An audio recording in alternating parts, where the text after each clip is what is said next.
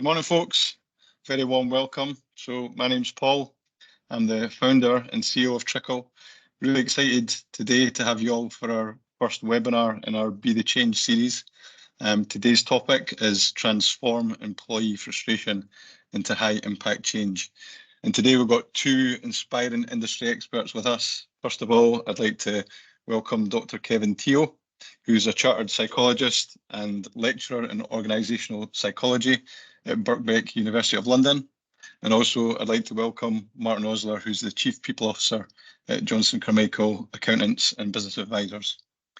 So in the next 40 minutes, we're going to hear first from Kevin on his findings from his groundbreaking report, Organisational Wellbeing Interventions, Case Studies from the NHS. And we're then going to open up into a panel discussion on the findings and also employee experience in general. And we're going to finish up the session with a Q&A. So if you can please use the chat tool to submit any questions that you've got. And thanks to those that have already submitted questions. We've got a few on the list for today. So really looking forward to this. And let's get to it. Kevin, over to you. Thank you, Paul. Good morning, everybody. I guess it's still morning. So by background, I'm a organizational psychologist. So really what I'm interested in is how workplaces are designed, organized and managed, and what impact that then has on the health and well-being of individuals. A lot of the work I do is in and around the NHS. So this project or this report that I'm speaking about is looking at examples of organizational interventions in the NHS. But I think part of the discussion that perhaps we could have is how relatable or how applicable this might be to other sectors as well. I'm only going to cover this for 10 minutes. So it's going to be a whistle-stop tour. But to start off with, well, I'm not really going to set a context because we all know that when it comes to mental health, when it comes to well-being, lots of organizations are struggling with aspects of this, particularly in the NHS. We talk about issues around retention, we talk about issues around burnout, and then of course the long-term implications of that as well.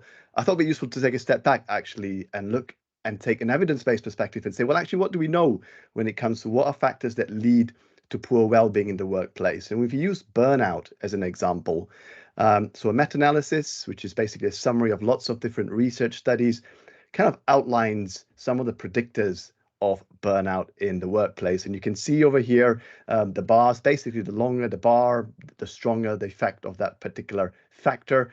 The green ones are personality. So you see someone who is high on neuroticism that's a predictor factor towards burnout.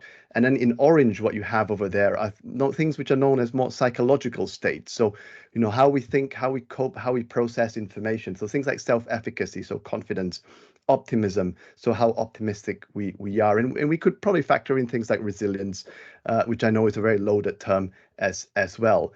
But if we actually take another step back and say, well, what about the workplace? Because really we are products of our environment as well. And when we look at workplace factors, so these are the things in blue that you can see over here. Well, immediately you see that actually the effects that we see for work factors as contributors is much stronger. Role conflict and workload being massive demands on individuals. Others, having roles which are ambiguous, having control in the workplace, having autonomy in the workplace. But what's also important to factor over here, these are individual predictors. And actually, when you add them up, we see a compounding effect. So multiple demands, multiple resources come together to actually create quite strong effects. And I think this is quite a powerful visual demonstration because I think it raises the question to say, if we want to create healthier and better workplaces, actually, we shouldn't be focusing on the individual, but actually we need to be asking the question and say, what are the workplace factors that contribute to poor well-being or better well-being? And how do we identify those? And then in turn, how do we then support and improve or mitigate or prevent these factors to begin with?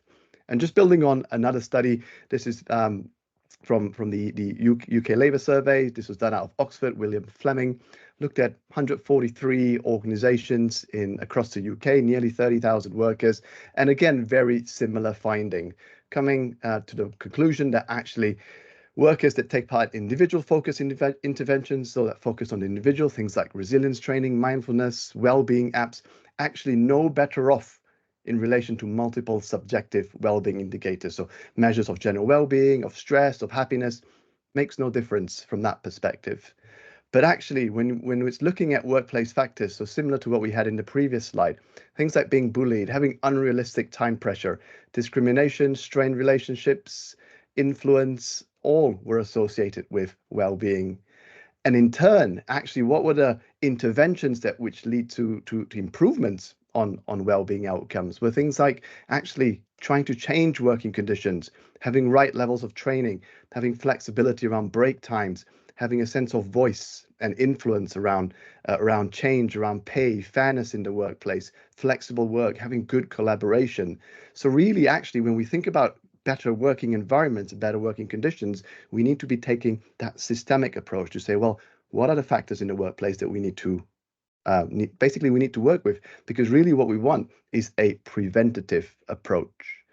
So in this report that we put together, what we wanted to demonstrate, essentially, people often say it's very difficult in the NHS because the high demands, there are no resources, there's not much that actually we can do. And we, in a sense, wanted to challenge that assumption a little bit. We're not trying to say that we're going to fix everything, but what we wanted to look for were examples of people who actually took ownership to say, well, there's an issue over here. What can we potentially do that might make a measurable difference in the working experience of people in this environment?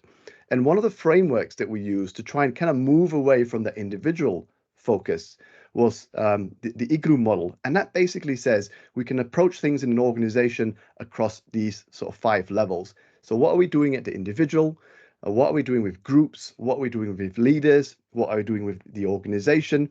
But also recognizing that there is an overarching context, so things outside of the organization. So if you think in the NHS, there might be decisions that are made by government, by NHS England. It might be external factors like winter flu season, or obviously the pandemic coming to play as well. But at each of these levels, there are things which are demanding and there are things which are useful or that can be a resource. And what's quite useful is, as an organization or as a team, is to say when we talk about well-being or supporting well-being among our employees, is where do our activities lie? Are they just at the individual level? Do we talk about having, Fruit Fridays, having access to subsidized gym, maybe access to whether it's acceptance commitment training, occupational health, kind of talking therapies, or some kind of online training modules? Is that very much focused on the individual? What are we then doing with our groups, with our leaders, and with our organization as well? And equally, what are the demands that are experienced over here? How can we try and reduce those demands? What are the resources that we have? And I talk about resources, not just about financial resources, but also things like support, so social support being a big factor as well. And through this work, what we did is we in the original report, we had 13 case studies. We broke 10 of them down in detail. I'm just going to share one example over here. None of them set out, because they were all what we call natural interventions. We didn't come in as external consultants or academics to say, go and do this intervention. We were saying, well, you've done something, let us learn from this process. So we were essentially retrospectively applying some frameworks, and this is an example shared from the north of England in a maternity division, and we were able to map the activities that we're doing across those different levels. And this was one which is quite common in healthcare, which is essentially looking at how do we address fatigue being an issue within a maternity division.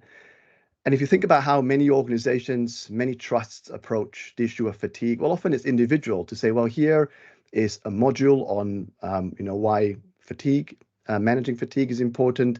Look after your sleep, try and take naps, and kind of leave it to the individual. And yes, as a team or as a division, that's what they did. They brought in some training sessions around fatigue, around the importance of power napping, managing your circadian rhythms. But it wasn't just that. At the group level, they had facilitated sessions to say, okay, how does fatigue impact us as a group? what are the ramifications of this? And that was actually quite powerful because it helped challenge and break some of the stigma around fatigue. And I'll come to that in a moment as well. But as part of that, also looking at how does fatigue affect us? So how do we change processes within the working environment so we can try and mitigate some of the impact, or that we can try and create space that when we say people should take breaks, that they're actually able to take breaks as well. So one example they shared was around the night shift and cesarean sections, and that's my understanding. I'm not a clinician. My understanding is that there might be in some situations certain situations where a cesarean section obviously is needed, but as a team, a decision could be made to say, well, how are we feeling at the end of a night shift? How are we feeling in terms of our fatigue? Are we able to do this? Should we do this? And if we are, great, we'll do it. But if not, can we have a conversation to say, might it be better that we try and hand this over to the morning shift, the next shift, which comes in an hour or so? And that's about managing work processes. And then when the day shift comes in, or when the next shift comes in, they can look at the tasks which have come in and understand that actually we were part of this decision-making process to say that in some situations, yes, it's okay to pass something on to the next shift. And we understand why that was done. And we know that perhaps in a similar situation in the future, we're also able to pass this on.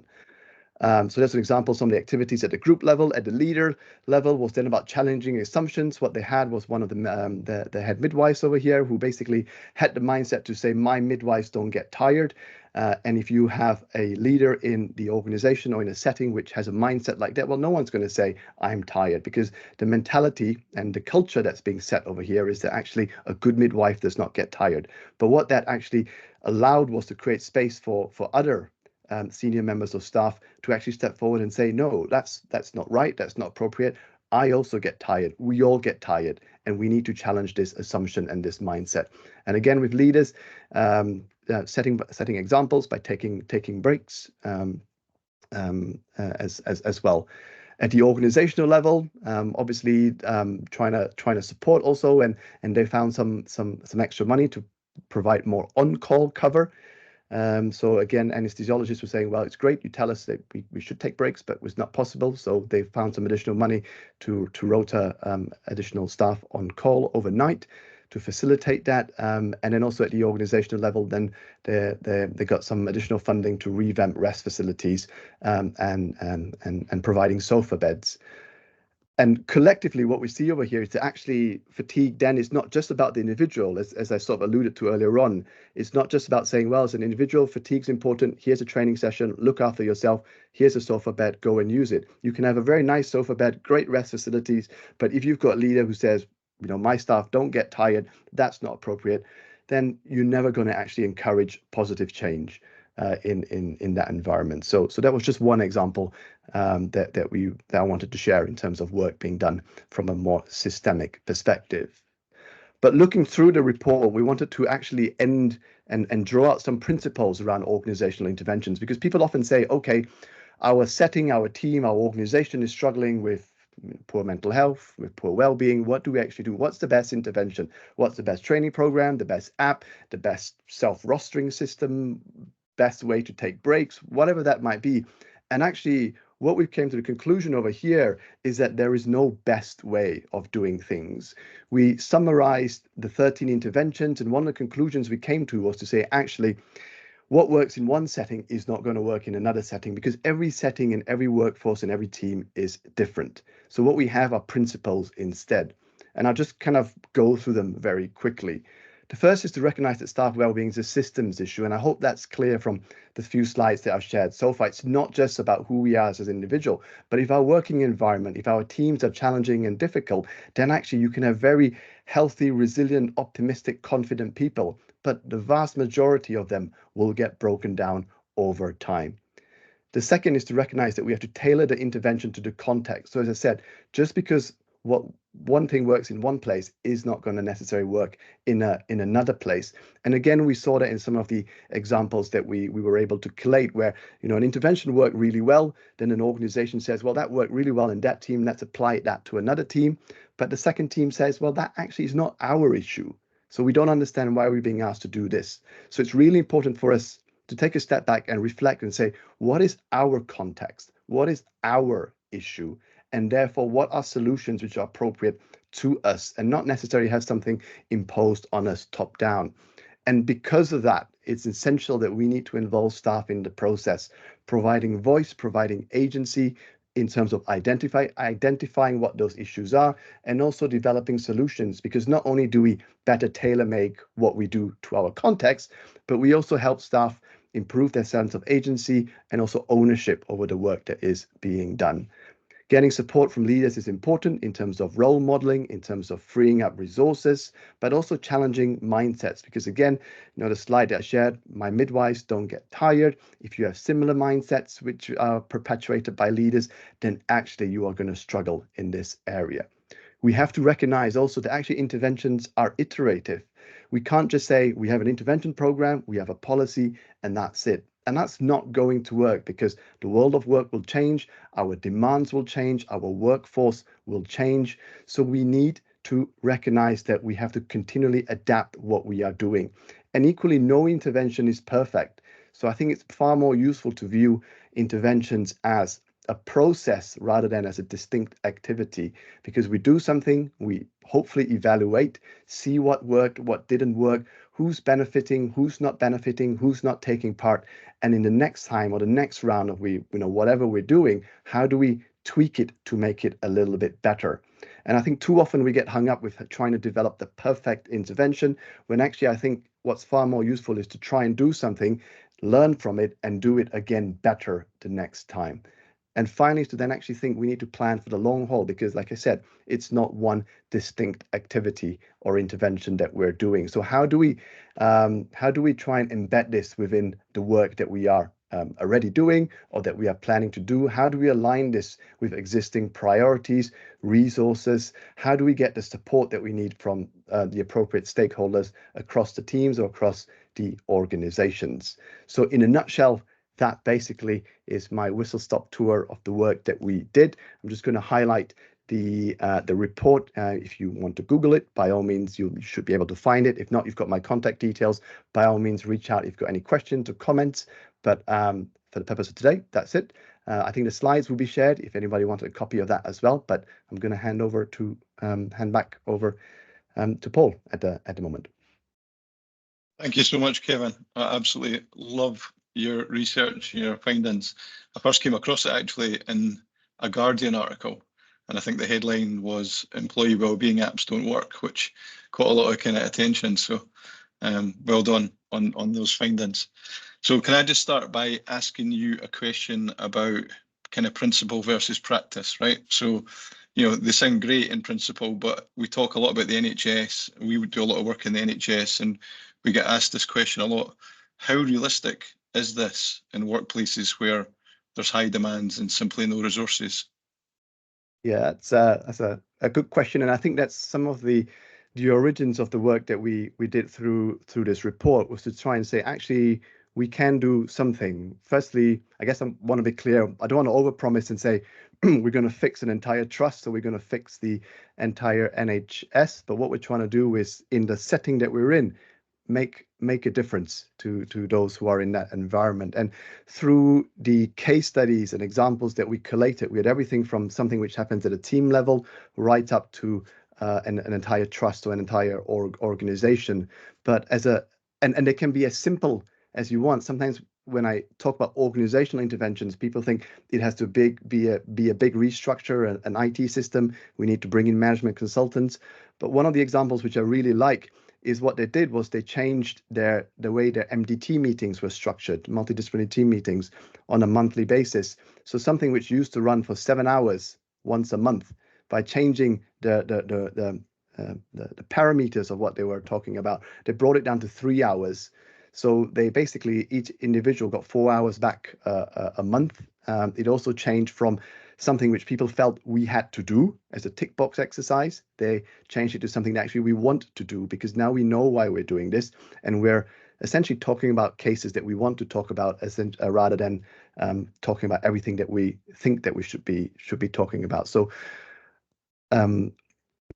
activities can be simple as well as a starting point, and using that momentum to then try and tackle more challenging issues moving forward.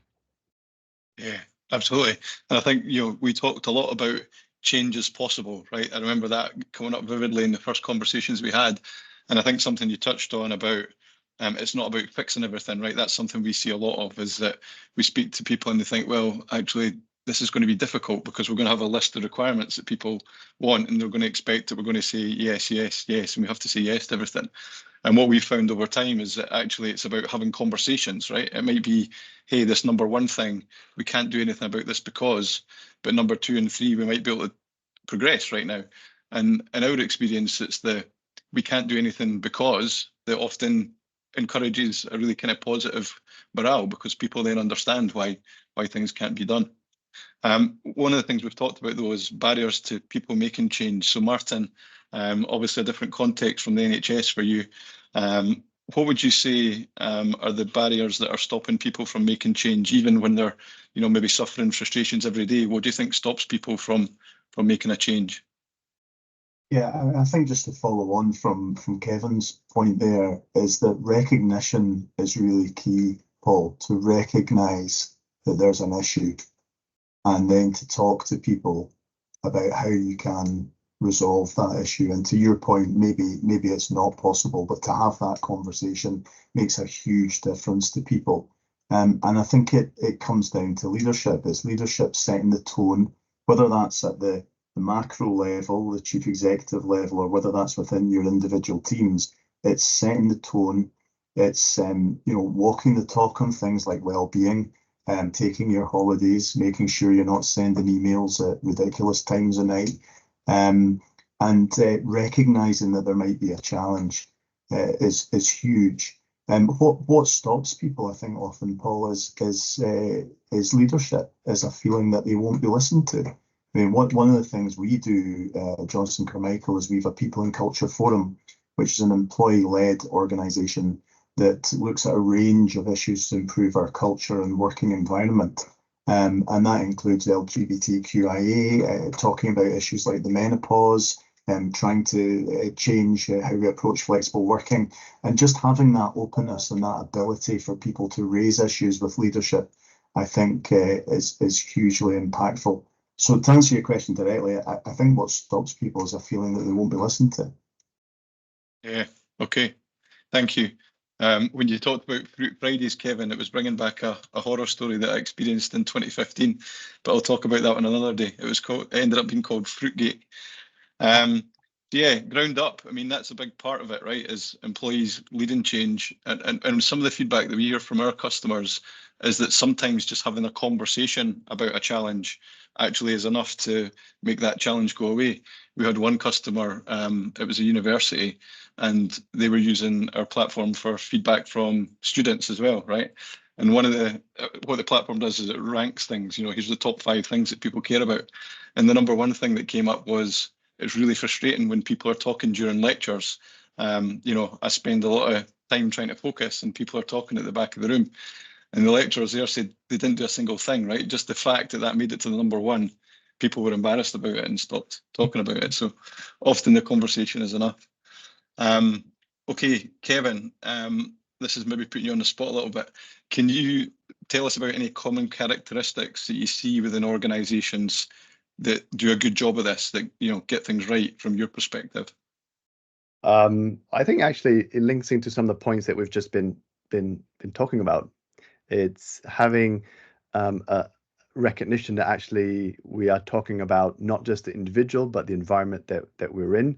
I think it goes back to the principles, so giving people space to speak up and to speak out, and not just that, but actually there's the other part of that, which is that they feel listened to, which I think is what Martin was alluding to as well. And I think then having that sense of accountability to say, yes, you said something, but this is how we're going to respond. This is how we're not going to respond because of what that might be.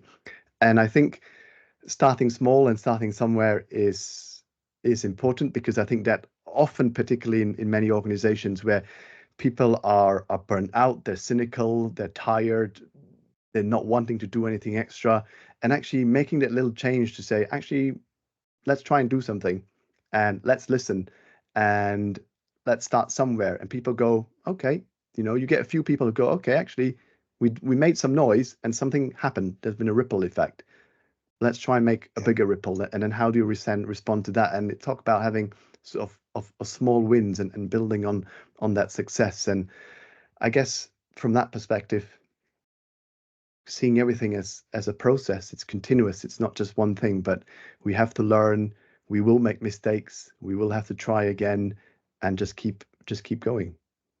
Yeah, I think that iterative thing is really key, right? That attitude that change is possible and even quick wins, you know, that's something we see a lot of. It's like those little changes that just boost morale a little bit, and then people then have confidence that it's worth speaking up and that change is possible.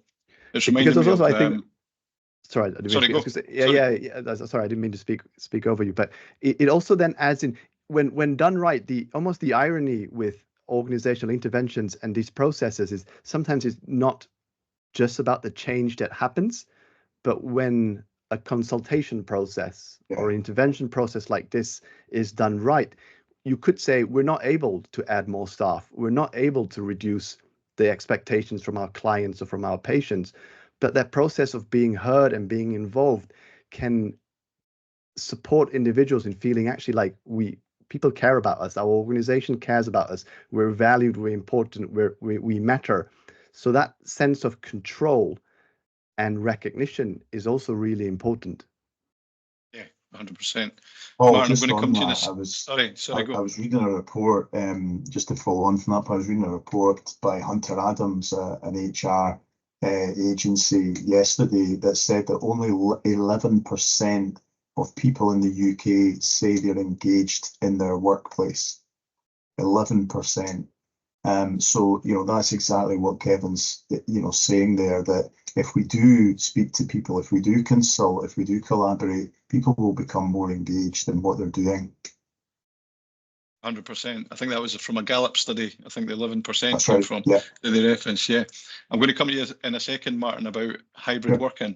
But this kind of iterative approach, it's making me think back to, I think it was about 2010, and I read this criminology blog. I don't know how it ended up in my inbox, but it was about broken windows. And broken windows was essentially a study of derelict buildings in the US. And they found out if a building was secured with signs saying, you know, do not enter, patrolled 24/7, etc., generally that building would be maintained in a good condition. But if you went and deliberately broke a window and took those signs down, if you went back a week later, the building would look really different, like practically demolished. And what it was a study on how keeping your environment in a good working condition, in a good kind of state, was a real motivator to people to look out for signs of problems, right? So what we did in our company at the time is we used that as a metaphor for improving the workplace. Now, this was like well before hybrid working, right? It was when we could get our teams into a room, we'd have a whiteboard, and we'd get people to kind of shout out the things that were biting them on the backside. And what we did is we just then said, right, here's the top 5 things. And people would then take ownership, go away and kind of champion those things and come back a month later and look through it. And that was massively motivating for people, right? Because they got the ability to, I guess it was creating a sense of psychological safety, right? To say, hey, it's okay to speak up about these things. We want to understand what the broken windows are, because if we can fix them, we're all going to feel better and it's going to make us better as a team. Now, that was before hybrid working. You guys, I think, use hybrid working at Johnson Carmichael, right? What's your experience of this impact in well-being and engagement? Yeah, I think it's important to note there'll be a lot of people on the call for whom hybrid working is not an option. But for those for whom it is, we work an approach where we ask people to work flexibly based on business needs. So if they're required in the office 3 days a week, 4 days a week, that's fine. If they're required 2 days a week, that's fine. And they can come in as many times as they want, or they can work from home when it's possible to do so. I think there's not been a more complex time to be a manager of people than now. Post-COVID and in this hybrid working technological era, where in the past, where everyone's in the office, everyone's in one place, you tend to know a bit more about how they're feeling, about what they're doing. When they're working from home, it's much harder. So you have to work really hard to keep in touch with people. But I think if you do that, there are huge well-being and engagement benefits, because you're actually in contact with people a lot more than you may have been in an office environment in terms of having meaningful conversations. So we have not seen a particular issue with well-being and engagement from people working from home. We have not got any evidence to support that it has reduced productivity when it is managed correctly and appropriately. But I do think that you have to make sure that you're in regular contact with people and that people do not become isolated from the rest of the business. Yeah, agreed, 100%. I'm going to just go to one of the questions that was sent in from the attendees. So we've got a question here. How do you drive engagement in a multi-site, multi-location workforce, e.g. some are office-based, some are factory-based, some sales folk on the road? Do either of you or both of you want to offer an opinion on that? I can try and come in on there. I think then ideally what you have is sort of an overarching vision as to where, as an organization or as a division, whatever that unit might be, as to where you want to go, and then probably facilitate conversation within those spaces to go, well, how do we as a team potentially meet this, or how do we align ourselves with this, or what do we need to align with this? And if it's, I can't think of a specific mission at the moment, but you might have your office-based staff who are going, this is what we need. And then you might have your sales staff on the road who will be talking about this is what we need. But I think underpinning all of that, again, talk about principles, is about bringing people together. And it might be bringing people together across those different groups to have those discussions, to actually give them space to reflect on that. Because I think too often, and the reality is many of us are overworked in whatever work roles that we're doing. And the knock-on effect is we don't have space. We don't have space to reflect. We don't have space to think, and we don't have then space to change. And actually giving people space to have those conversations is really important. Absolutely. Martin, got anything you want to add? I would agree with that.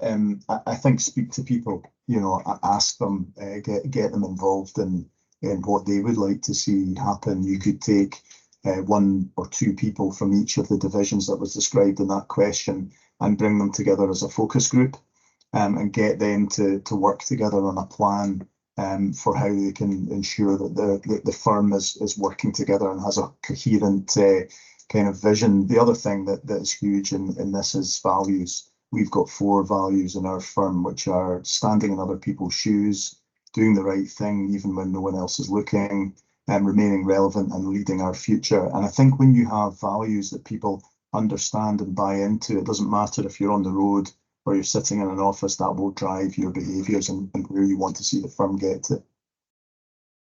Brilliant, thank you.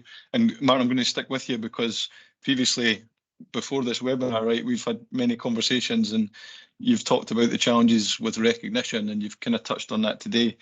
Can you tell us a bit more about how you address this challenge within Johnson Carmichael and maybe in particular what you've done to change that over the last couple of years? Yeah, recognition's huge. Kevin's talked about that. Every year in our people survey, recognition comes up as something people would like to see more of, and what it isn't is pay and benefits. That's a separate question, and people will always moan about pay and benefits. Whether that's right or not, we all do it. But recognition's different. Recognition is the pat on the back, the thank you for doing that work. It's not even necessarily giving people a monetary or a tangible thank you in terms of a night out or a present. It's just saying thank you and well done. And it's something that I think line managers, and it's to Kevin's point about being busy, people forget to do it. We're so busy in our day-to-day, we forget. It's almost a common courtesy that we've lost as well in saying thank you. I really appreciate the effort that you put in there. And how are we addressing it? Well, the Trickle platform is one way that we can do that by giving shout outs to people to say thank you for the work that they've done. We're also looking at how we can use our benefits platform to give people, I mentioned tangible thank yous has not always been necessary, but if you can and you can afford to do it, then it's something that's worthwhile, and we can give people vouchers through our online platform to say thank you. But the main focus for us, what we're really pushing, is getting line managers to just remember to thank people for the work that they've done. Brilliant, thank you. I'm going to come back to a question that was submitted in a second, but I wanted to just touch on psychological safety. So Kevin, can I come to you? And we get asked a lot about psychological safety, and organisations are trying to achieve that, I guess, every day. What would be your tips on how to encourage a psychologically safe environment? I think that links back to something that we've sort of been talking around, and that is helping employees work out why are we doing the work that we are doing. Is this important to you as an individual? Is it important to us as a team? Is it important to our clients, our patients, our customers, and whoever that might be? Because I think when you have the why, then you can, in a way, it allows you to have conversations around vulnerability. So what do we then need to get there? And I think vulnerability is really important, and that needs to be, in a sense, modeled from the top to allow people to have permission to say, I've made mistakes. This is how I made the mistakes, and this is how we learn from them. And there are different, you can have a very structured approach where people or teams might come together at certain points and say, well, let's reflect back and go, what didn't work and how can we learn from this process and do better? Maybe you tendered for a project and it didn't come through, and then actually rather than have a moan and blame as to who was responsible for that, is to go, well, actually, what can we learn from this process, and what can we then do differently the next time? So the view is not about assigning blame or responsibility, but actually to treat incidences as learning opportunities. And I know in medicine, we often talk about root cause analysis, but if people don't feel safe, if people feel that actually it's about being defensive, then people are going to be looking at assigning blame. People are not going to take responsibility, and it will take time, because what you actually need is a period of time where people have seen people make mistakes and also then not be punished for it. But also, I think alongside psychological safety, it's important to talk about, well, what are the parameters? So what are the barriers? So, to what extent can you make a mistake? So we all know that you might have certain legal professional responsibilities that actually, that if you were to make a mistake in relation to that, then actually that's a breach of your contract or a breach of your whatever that might be, and that there will be consequences in relation to that. But by and large, if it's sort of day to day, if it's operational, that actually we can make mistakes, and that's okay. And I know of teams who have started meetings where they've started off and say, well, we might, this meeting's talk about, what went well for you this week, and then maybe at a future meeting we'll talk about what didn't go so well for you, and to kind of normalize that. Yeah, both are okay, right? Both are, we have to learn from both, absolutely. Martin, just on the subject of psychological safety, so one of the things that we feature a lot in Trickle is anonymity, right? There's reasons why people might not want to speak up. It might be their personality type. It might be they're new to the organisation and got an idea, but they're maybe a little bit scared that it's already been talked about 3 months before. What's your take on anonymity, and do you think it plays a role in maybe shortcutting or getting to a sense of psychological safety a bit faster? I think it does, Paul, but it's very difficult to address an issue when you're not able to talk to the person about it.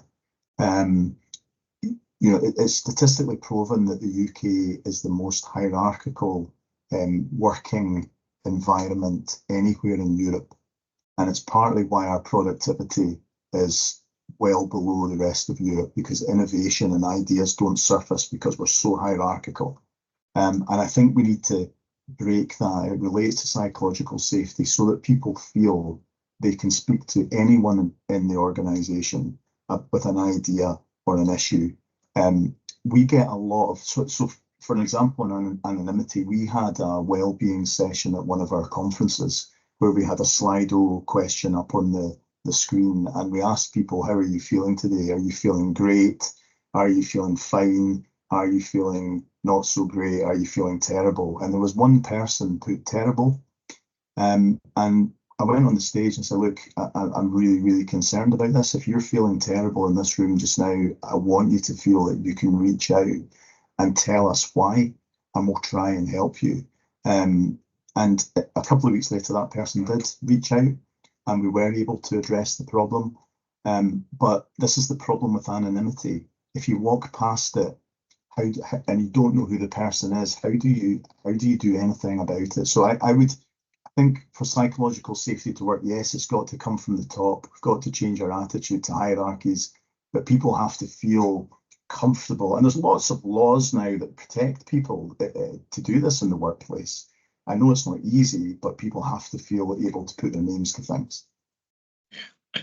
Good, thank you. Right, there's a couple of questions in the chat that I want to come back to. So here's one. What are some simple everyday conversations that managers can initiate to drive high impact changes?